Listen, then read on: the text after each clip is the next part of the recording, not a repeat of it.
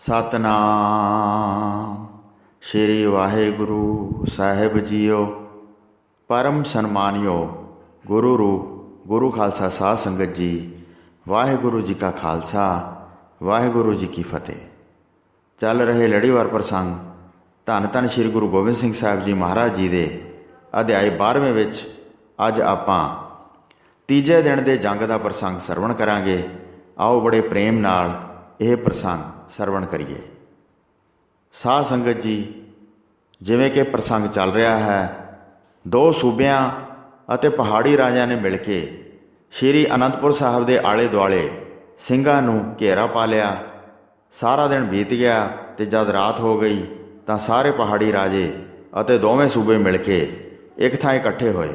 मिल के सलाह करके विचारन लगे, कुछ भी जाणिया नहीं जाता है। कल तो गुरु के सूरबीर ओट विच खड़े सन ते सारे सूरबीर मैदान विच सन।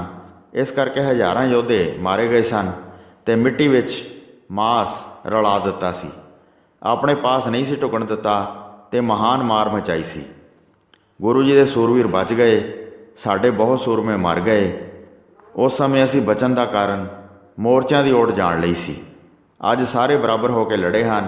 सारे सूरबीर अते सिंह सुचेत बन के सामने होकर लड़े हैं। साडे हज़ारां सूरबीर मरे दिखाई देंदे हैं। सारा रण खेतर लाशां नाल भर गया है। गुरु जी का कोई भी सूरबीर जख्मी नहीं होया। रण खेतर विच मरिया भी कोई वेख्या नहीं। भीम चंद अते होर राजे हथ जोड़ के कहण लगे, लड़न का ऐसा दा जाणदे हैं कि मन विच थोड़ा जिहा भी भै नहीं रखते।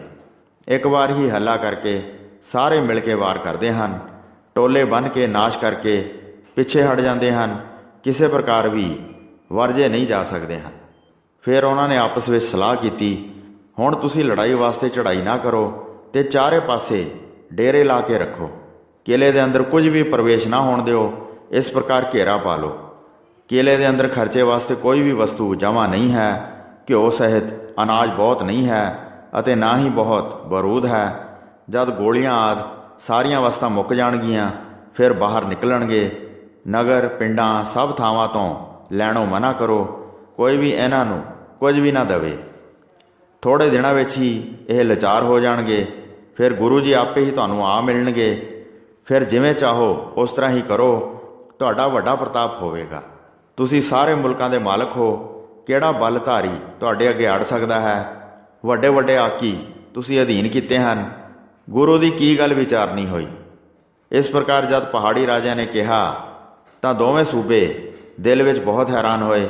मन विच वड्डे प्रताप वाला पुरख जाणिया उस दे खिलाफ कोई श्रेष्ठ मत नहीं चलती है। रात नूं पहला वांग सुते, पर दिल विच बहुत डर धारण किया कि किते गुरु दे सूरबीर ना आ जाण। लखां दे लश्कर विच अद्धे जागदे रहे पर अद्धे सौ गए। इधर सतगुरु जी ने उन्हां ਸਿੰਘਾਂ ਦਾ संस्कार किया ਜਿਹੜੇ जंग विच शहीद हो गए सन ते मन पाउंदिआं उन्हां नूं वर दित्ते। ਉਹ सारे सतगुरु जी के लोक विच पहुँच गए ते जन्म मरण का उन्हां दा दुख दूर हो गया। खालसा वाहिगुरू का नाम लै लै गुरबाणी का पाठ करदा सी। रबाबी आसा दी वार का कीर्तन गायन करते सन ते सारे एक मन हो के सुनते सन। फिर सारिਆਂ ਨੂੰ गुरु जी ने हुक्म किया, अपने मोर्चे में सावधान रहो। अगे जाके हथियारों की मार ना खाओ। अपने ही स्थान पर बैठे रहो। खालसा गुरु जी का हुक्म मन के अपने ही स्थान पर बैठा रहा तो बंदूकां चलाते रहे। तुरक पहाड़ीए सवेर होण ते उठे तो जगत जूठ हुक्के नाल मूँह जोड़ते सन। ਜਿਹੜੇ तुरकों के नज़दीकी संबंधी मर गए सन उन्हां दा दाह संस्कार कर दिता जां दफन कर दिते। बाकियां दा मांस गिदड़ां अते गिरजां ने खा लिया। जिन्ने भी श्री आनंदपुर साहब नूं जाण वाले पहुँच मार्ग सन सारिਆਂ ਨੂੰ चारे पासिਆਂ तो रोक लिया। सैनापतियां ने थां थां बहुत डेरे कीते ते बहुत भै दे के श्री आनंदपुर साहब नूं घेर लिया। लड़ाई वास्ते नेड़े नहीं सी ढुकदे ते दूर दूर डेरे ला के बैठे सन। जिवें शेर का डर करके हाथी बहुत दूर ही रुक जाते हैं।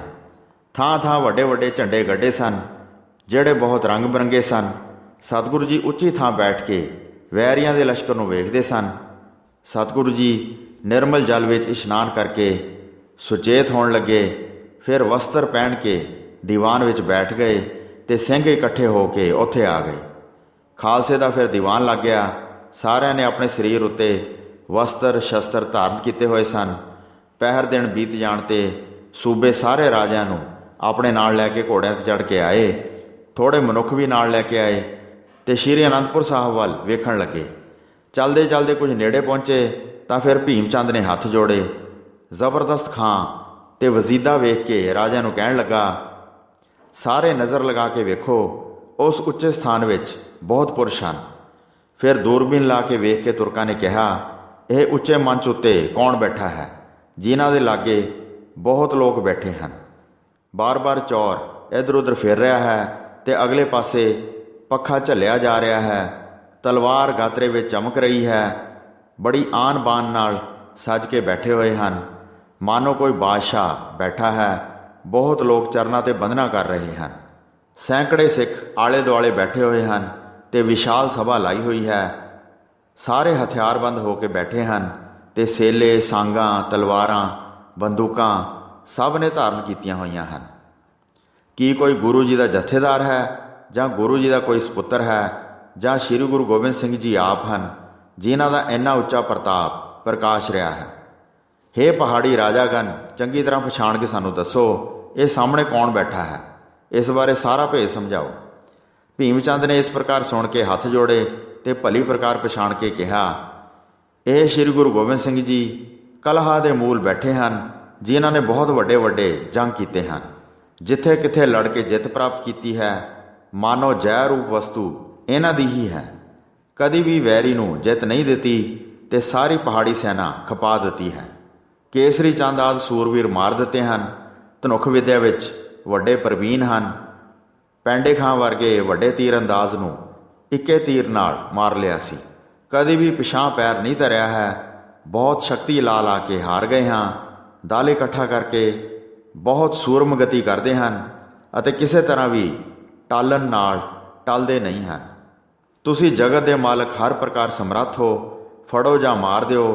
ਪਹਾੜੀ ਰਾਜੇ ਆਪਣੇ ਦਲਾਂ ਅਤੇ ਪ੍ਰਜਾ ਸਹਿਤ ਸਾਰੇ ਹਾਰ ਗਏ ਹਨ, ਇਹ ਸਮਝ ਲਓ। ਅਸੀਂ ਲਾਚਾਰ ਹੋ ਕੇ ਦੱਖਣ ਦੇ ਵਿੱਚ ਬਾਦਸ਼ਾਹ ਦੇ ਪਾਸ ਪਹੁੰਚੇ ਸੀ। ਤੁਹਾਡੇ ਸਮੇਤ ਲਸ਼ਕਰ ਬਹੁਤ ਆਇਆ ਸੀ ਅਤੇ ਤੁਸੀਂ ਵੀ 2 ਲੜਾਈਆਂ ਕਰ ਚੁੱਕੇ ਹੋ। ਇਸ ਪ੍ਰਕਾਰ ਸਤਿਗੁਰੂ ਜੀ ਦੇ ਬਲ ਬਾਰੇ ਸੁਣ ਕੇ ਦੋਵੇਂ ਸੂਬੇ ਬੜੇ ਕ੍ਰੋਧ ਵਿੱਚ ਆ ਗਏ ਅਤੇ ਕਹਿਣ ਲੱਗੇ, ਹੇ ਰਾਜਾਗਣ, ਵੇਖੋ ਤੁਹਾਡੇ ਸਾਹਮਣੇ ਹੀ ਹੁਣ ਅਸੀਂ ਫੜ ਲਵਾਂਗੇ ਜਾਂ ਮਾਰ ਦਿਆਂਗੇ। ਬੜੇ ਕ੍ਰੋਧ ਨਾਲ ਗੁਰੂ ਜੀ ਵੱਲ ਵੇਖ ਕੇ ਜ਼ਬਰਦਸਤ ਖਾਂ ਨੇ ਕਿਹਾ, ਹੇ ਵਜ਼ੀਦ ਖਾਂ, ਹੁਣ ਇੱਥੇ ਬੈਠੇ ਹੀ ਗੁਰੂ ਜੀ 'ਤੇ ਹਮਲਾ ਕਰੀਏ। ਛੋਟੀਆਂ ਵੱਡੀਆਂ ਸਭ ਤੋਪਾਂ ਮੰਗਵਾਓ ਅਤੇ ਭਰ ਕੇ ਇੱਕੇ ਵਾਰ ਹੀ ਛੱਡ ਦਿਓ। ਨਿਸ਼ਾਨੇ ਮੈਂ ਆਪ ਖੁਦ ਲਗਾਵਾਂਗਾ ਅਤੇ ਗੋਲੇ ਗੁਰੂ ਜੀ ਵਾਲੇ ਪਾਸੇ ਛੱਡਾਂਗਾ। ਹੁਕਮ ਦੇ ਕੇ ਤੁਰੰਤ ਤੋਪਾਂ ਮੰਗਵਾ ਲਈਆਂ, ਜਿਹੜੀਆਂ ਤੁਰਕਾਂ ਦੇ ਲਸ਼ਕਰ ਵਿੱਚ ਖੜੀਆਂ ਸਨ। ਹਜ਼ਾਰਾਂ ਸੂਰਬੀਰਾਂ ਨੇ ਮਿਲ ਕੇ ਤੋਪਾਂ ਨੂੰ ਜੋੜਿਆ, ਜਿਨ੍ਹਾਂ ਵਿੱਚ ਤੋਪਾਂ ਨੂੰ ਚੱਲਦਿਆਂ ਵੇਖਣ ਦੀ ਰੁਚੀ ਬਹੁਤ ਵਧੀ ਸੀ। ਬਲਦਾਂ ਅਤੇ ਘੋੜਿਆਂ ਨੇ ਖਿੱਚ ਕੇ ਲਿਆਂਦੀਆਂ ਅਤੇ ਬਹੁਤ ਮਨੁੱਖ ਵੀ ਨਾਲ ਲੱਗੇ।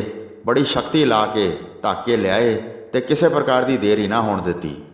ਇੱਕ ਵਾਰ ਬਰਾਬਰ ਬਰਾਬਰ ਖੜੀਆਂ ਕੀਤੀਆਂ ਅਤੇ ਫਿਰ ਸੂਬਾ ਹਾਥੀ ਤੋਂ ਹੇਠਾਂ ਉਤਰਿਆ। ਫਿਰ ਤੋਪਾਂ ਦੇ ਮੂੰਹ ਹੇਠਾਂ ਉੱਤੇ ਕਰਕੇ ਅਤੇ ਕੁੱਬੇ ਹੋ ਕੇ ਵੇਖ ਵੇਖ ਕੇ ਨਿਸ਼ਾਨਾ ਬੰਨ੍ਹਿਆ। ਸਾਰੀ ਸਭਾ ਅਤੇ ਸਤਿਗੁਰੂ ਜੀ ਵੱਲ ਸੇਧ ਤੱਕ ਕੇ ਚੰਗੀ ਵਿਧੀ ਅਨੁਸਾਰ ਗੋਲੇ ਅਤੇ ਬਰੂਦ ਦੀਆਂ ਥੈਲੀਆਂ ਭਰ ਕੇ ਆਪਣੇ ਦਿਲ ਦੀ ਮੱਤ ਅਨੁਸਾਰ ਤੋਪਾਂ ਵਿੱਚ ਪਾਏ। ਉਧਰ ਸਿੰਘਾਂ ਨੇ ਵੀ ਉਹਨਾਂ ਦੀ ਐਸੀ ਗਤੀ ਵੇਖ ਕੇ ਬਹੁਤ ਤੋਪਾਂ ਦੇ ਚੱਲਣ ਦਾ ਅਨੁਮਾਨ ਲਾ ਕੇ ਕਿਹਾ, ਮਹਾਰਾਜ ਜੀ ਉਧਰ ਵੇਖੋ, ਨੀਚਾਂ ਨੇ ਕੈਸੀ ਦੁਸ਼ਟਤਾ ਧਾਰਨ ਕੀਤੀ ਹੈ। ਜਿੱਥੇ ਬਹੁਤ ਹਾਥੀ ਅਤੇ ਘੋੜੇ ਖੜੇ ਹਨ ਅਤੇ ਬਹੁਤ ਮਨੁੱਖ ਵੀ ਇਕੱਠੇ ਹੋ ਕੇ ਆਏ ਹਨ, ਉੱਥੇ ਉਹਨਾਂ ਨੇ ਬਹੁਤ ਤੋਪਾਂ ਲਿਆਂਦੀਆਂ ਹਨ। ਇਹ ਅਸੀਂ ਆਪਣੀਆਂ ਅੱਖਾਂ ਨਾਲ ਵੇਖੀਆਂ ਹਨ। ਐਸਾ ਨਾ ਹੋਵੇ ਕਿ ਬਹੁਤ ਗੋਲੇ ਦੀਵਾਨ ਦੇ ਵਿੱਚ ਆ ਕੇ ਲੱਗਣ, ਸਾਰਿਆਂ ਦੇ ਅੰਗ ਭੰਗ ਕਰ ਦੇਣ, ਪ੍ਰਾਣਾਂ ਦੇ ਨਾਸ਼ ਕਰ ਦੇਣ ਅਤੇ ਅਚਾਨਕ ਹੀ ਗਜ਼ਬ ਢਾ ਦੇਣ। ਇੱਥੇ ਸਾਹਮਣੇ ਤੋਂ ਉੱਠ ਕੇ ਦੂਸਰੇ ਪਾਸੇ ਬੈਠ ਕੇ ਦੀਵਾਨ ਲਾਓ। ਤੁਰਕ ਵੈਰੀ ਦਾ ਕੀ ਭਰੋਸਾ ਹੈ, ਜਿਹੜੇ ਦੁਸ਼ਟ ਵੱਡੇ ਬੇਈਮਾਨ ਹਨ। ਜਦ ਸਤਿਗੁਰੂ ਜੀ ਨੇ ਨਿਰਮੋਹਗੜ੍ਹ ਵਿੱਚ ਉਤਾਰਾ ਕੀਤਾ ਸੀ ਤਾਂ ਰਾਜਿਆਂ ਨੇ ਦਗਾ ਕੀਤਾ ਸੀ। ਤੋਪ ਨੂੰ ਸਾਹਮਣੇ ਰੱਖ ਕੇ ਨਿਸ਼ਾਨਾ ਤੱਕ ਕੇ ਅਚਾਨਕ ਗੋਲਾ ਚਲਾ ਦਿੱਤਾ ਸੀ। ਉਸ ਤਰ੍ਹਾਂ ਦੀ ਇਹਨਾਂ ਦੀ ਵਿਧੀ ਦਿਖਾਈ ਦਿੰਦੀ ਹੈ। ਪਾਪੀ ਵਿਧੀ ਵਿੱਚ ਪਾਪ ਦੀ ਰਚਨਾ ਕੀਤੀ ਹੈ। ਲੜਾਈ ਲੜਨ ਤੋਂ ਬਗੈਰ ਹੀ ਮਾਰਨਾ ਚਾਹੁੰਦੇ ਹਨ। ਮਾੜੀ ਮੱਤ ਵਾਲੇ ਵੱਡੇ ਸੰਤਾਪੀ ਹਨ। ਜਿਸ ਪ੍ਰਕਾਰ ਚੰਗੀ ਗੱਲ ਲੱਗੀ ਹੈ, ਦਾਸ ਨੇ ਬੇਨਤੀ ਕੀਤੀ ਹੈ, ਅੱਗੇ ਜਿਵੇਂ ਆਪ ਜੀ ਦੀ ਮਰਜ਼ੀ ਹੋਵੇ। ਉਸ ਤਰ੍ਹਾਂ ਮਨ ਭਾਉਂਦੀ ਗੱਲ ਕਰੋ। ਇਹ ਸੁਣ ਕੇ ਕਲਗੀਧਰ ਪਾਤਸ਼ਾਹ ਬੋਲੇ, ਹੇ ਪਿਆਰੇ ਖਾਲਸਾ, ਅਸੀਂ ਆਪਣੇ ਸਰੀਰ ਉੱਤੇ ਕਾਲ ਕਵਚ ਪਹਿਨੀ ਹੈ ਤੇ ਹਿਰਦੇ ਵਿੱਚ ਬ੍ਰਹਮ ਕਵਚ ਧਾਰਨ ਕੀਤਾ ਹੋਇਆ ਹੈ। ਸਾਧ ਸੰਗਤ ਜੀ, ਅੱਜ ਕੱਲ੍ਹ ਕਈ ਨਿੰਦਕ ਬ੍ਰਹਮ ਕਵਚ ਦੀ ਨਿੰਦਿਆ ਕਰਦੇ ਹਨ ਅਤੇ ਪ੍ਰਸ਼ਨ ਪੁੱਛਦੇ ਹਨ ਕਿ ਇਹ ਕਿੱਥੋਂ ਆ ਗਿਆ, ਅੱਗੇ ਤਾਂ ਕਦੇ ਸੁਣਿਆ ਨਹੀਂ। ਸੋ ਸਾਧ ਸੰਗਤ ਜੀ, ਇੱਥੇ ਕਵੀ ਭਾਈ ਸਾਹਿਬ ਭਾਈ ਸੰਤੋਖ ਸਿੰਘ ਜੀ ਦੱਸ ਰਹੇ ਹਨ ਕਿ ਕਲਗੀਧਰ ਪਾਤਸ਼ਾਹ ਬ੍ਰਹਮ ਕਵਚ ਦਾ ਪਾਠ ਕਰਦੇ ਹੁੰਦੇ ਸਨ ਅਤੇ ਉਹਨਾਂ ਦੇ ਸਿੰਘ ਵੀ ਸਾਰੇ ਬ੍ਰਹਮ ਕਵਚ ਦੇ ਪਾਠ ਕਰਦੇ ਹੁੰਦੇ ਸਨ। ਸੋ ਜਿਸ ਕਾਰਨ ਬਰਸ਼ਾ, ਸਾਂਗ, ਤੀਰ, ਬਰਸ਼ੀ, ਨੇਜ਼ਾ, ਗੋਲੀ, ਗੋਲਾ ਆਦਿ ਜੇ ਦੁਸ਼ਟ ਵੈਰੀ ਅਨੇਕਾਂ ਯਤਨ ਕਰਕੇ ਵੀ ਸਾਡੇ ਵੱਲ ਮਾਰੇ, ਸਾਡੇ ਸਰੀਰ ਨੂੰ ਇੱਕ ਵੀ ਲੱਗ ਨਹੀਂ ਸਕਦਾ ਅਤੇ ਉਹਨਾਂ ਦੇ ਸਾਰੇ ਉਪਾਅ ਵਿਅਰਥ ਜਾਣਗੇ। ਮਹਾਕਾਲ ਅਕਾਲ ਪੁਰਖ ਸਾਡਾ ਰਖਵਾਲਾ ਹੈ, ਉਹ ਸਾਨੂੰ ਹੱਥ ਦੇ ਕੇ ਬਚਾਉਂਦੇ ਹਨ। ਸਾਨੂੰ ਸਰਬਲੋਹ ਦੀ ਰੱਖਿਆ ਹੈ। ਉੱਠਦਿਆਂ, ਬੈਠਦਿਆਂ, ਚੱਲਦਿਆਂ ਮਲੇਛਾਂ ਦੀ ਸਾਡੇ ਉੱਤੇ ਕੋਈ ਪੇਸ਼ ਨਹੀਂ ਜਾਵੇਗੀ, ਬੇਸ਼ੱਕ ਉਹ ਵਿਸ਼ਾਲ ਉਪਾਅ ਕਰ ਲੈਣ। ਸਤਿਗੁਰੂ ਜੀ ਇਹ ਕੁਝ ਕਹਿ ਹੀ ਰਹੇ ਸਨ ਕਿ ਬਹੁਤ ਤੋਪਾਂ ਇਕੱਠੀਆਂ ਚੱਲੀਆਂ, ਬਿਜਲੀ ਵਾਂਗ ਗੱਜ ਕੇ ਬਾਰ-ਬਾਰ ਦੂਰ ਪਹਾੜਾਂ 'ਤੇ ਆ ਡਿੱਗੀਆਂ। ਇੱਕ ਵਾਰ ਧੂਏਂ ਨਾਲ ਹਨੇਰਾ ਹੋ ਗਿਆ ਅਤੇ ਧੂੰਆਂ ਸਾਰੇ ਆਕਾਸ਼ ਵਿੱਚ ਛਾ ਗਿਆ। ਖੜੇ ਹਾਥੀ ਘੋੜੇ ਦਿਖਾਈ ਨਹੀਂ ਸੀ ਦਿੰਦੇ। ਨੇੜੇ ਦੇ ਸਾਰੇ ਸਥਾਨ ਨੂੰ ਹਿਲਾ ਦਿੱਤਾ। ਉਲਟੀ ਗੂੰਜ ਉੱਠਣ ਨਾਲ ਸਾਰੇ ਪਹਾੜ ਗੱਜ ਉੱਠੇ ਅਤੇ ਉੱਚੀ ਆਵਾਜ਼ ਕੰਨਾਂ ਤੋਂ ਬਰਦਾਸ਼ਤ ਨਹੀਂ ਸੀ ਹੁੰਦੀ। ਤੋਪਾਂ ਬਰੂਦ ਦੇ ਬਲ ਨਾਲ ਕੜਕਦੀਆਂ ਸਨ ਅਤੇ ਉਹਨਾਂ ਅੱਗੇ ਕੌਣ ਅਟਕ ਸਕਦਾ ਸੀ। ਸਾਰੇ ਗੋਲੇ ਪਹਾੜ ਦੇ ਸਿਰ 'ਤੇ ਬੜੇ ਉੱਚੇ ਉੱਠ ਕੇ ਆਕਾਸ਼ ਵੱਲ ਜਾਂਦੇ ਸਨ। ਸਤਿਗੁਰੂ ਜੀ ਦੀਵਾਨ ਵਿੱਚ ਬੈਠੇ ਰਹੇ ਅਤੇ ਕੋਈ ਵੀ ਗੋਲਾ ਕਿਸੇ ਨੂੰ ਛੂਹ ਨਾ ਸਕਿਆ। ਸਿੰਘ ਉੱਪਰ ਮੂੰਹ ਕਰਕੇ ਵੇਖਦੇ ਸਨ। ਸਾਰੇ ਗੋਲੇ ਛੂਕਦੇ ਹੋਏ ਆਕਾਸ਼ ਵੱਲ ਜਾਂਦੇ ਸਨ। ਉਹ ਸਾਰੇ ਤੁਰਕਾਂ ਦੇ ਤੰਬੂਆਂ ਵਿੱਚ ਜਾ ਕੇ ਡਿੱਗਦੇ ਸਨ ਅਤੇ ਉਹਨਾਂ ਦਾ ਵਿਨਾਸ਼ ਕਰ ਰਹੇ ਸਨ। ਸੂਰਬੀਰਾਂ ਅਤੇ ਘੋੜਿਆਂ ਨੂੰ ਮਾਰ ਰਹੇ ਸਨ ਅਤੇ ਸਾਰੇ ਹਾਹਾਕਾਰ ਮਚ ਉੱਠਿਆ। ਇਹ ਵੇਖ ਕੇ ਸੂਬੇ ਨੇ ਪੇਚ ਫੇਰ ਕੇ ਤੋਪ ਦਾ ਮੂੰਹ ਨੀਵਾਂ ਕਰ ਦਿੱਤਾ। ਸਾਰੀਆਂ ਤੋਪਾਂ ਵਿੱਚ ਗੋਲੀਆਂ ਦੀਆਂ ਥੈਲੀਆਂ ਪਾਈਆਂ ਅਤੇ ਗੋਲੇ ਗਜ਼ਾਂ ਨਾਲ ਠੋਕੇ। ਫਿਰ ਨਿਸ਼ਾਨੇ ਤੱਕ ਕੇ ਤਿਆਰ ਕੀਤੀਆਂ ਅਤੇ ਬਾਰ-ਬਾਰ ਸ਼ਿਸਤ ਨੂੰ ਚੰਗੀ ਤਰ੍ਹਾਂ ਵੇਖਿਆ। ਫਿਰ ਦੂਸਰੀ ਸ਼ਲਖ ਤੱਕ ਕੇ ਮਾਰੀ ਅਤੇ ਬੜੀ ਉੱਚੀ ਆਵਾਜ਼ ਉੱਠੀ। ਜਿੱਥੇ ਕਿੱਥੇ ਧੂਆਂ ਧਾਰ ਪਸਰ ਗਈ ਅਤੇ ਕੁਝ ਵੀ ਦਿਖਾਈ ਨਹੀਂ ਸੀ ਦਿੰਦਾ। ਸਾਰੇ ਗੋਲੇ ਇੱਕੇ ਵਾਰ ਪਹਾੜ ਦੀ ਜੜ੍ਹ ਵਿੱਚ ਜਾ ਲੱਗੇ। ਇਹ ਵੇਖ ਕੇ ਖਾਲਸਾ ਬਹੁਤ ਪ੍ਰਸੰਨ ਹੋਇਆ ਕਿ ਤੁਰਕਾਂ ਦੀ ਮੱਤ ਮਾਰੀ ਗਈ ਹੈ। ਜਗਤ ਦੇ ਮਾਲਕ ਨੂੰ ਮਾਰਨਾ ਚਾਹੁੰਦੇ ਹਨ। ਸਿੱਪੀਆਂ ਨਾਲ ਸਮੁੰਦਰ ਨੂੰ ਝੱਟਣਾ ਲੋੜਦੇ ਹਨ। ਜਿਵੇਂ ਮੱਛਰ ਇਹ ਵਿਚਾਰਦਾ ਹੋਵੇ ਕਿ ਮੈਂ ਪੱਥਰਾਂ ਨੂੰ ਭਜਾ ਲਵਾਂਗਾ, ਜਿਵੇਂ ਕੀੜਾ ਸੁਮੇਰ ਪਰਬਤ ਨੂੰ ਖਿੱਚ ਲਵੇ। ਸੂਬੇ ਨੇ ਹੈਰਾਨ ਹੋ ਕੇ ਕ੍ਰੋਧ ਵਿੱਚ ਆ ਕੇ ਸਾਰੀਆਂ ਤੋਪਾਂ ਦੁਬਾਰਾ ਕਸਵਾਈਆਂ। ਆਪਣੀ ਬੁੱਧੀ ਦਾ ਬਲ ਲਾ ਲਾ ਕੇ ਅਨੇਕ ਪ੍ਰਕਾਰ ਦੇ ਦਾਅ ਘਾਤ ਕਰਕੇ ਸਾਰੀਆਂ ਤੋਪਾਂ ਛੱਡ ਦਿੱਤੀਆਂ।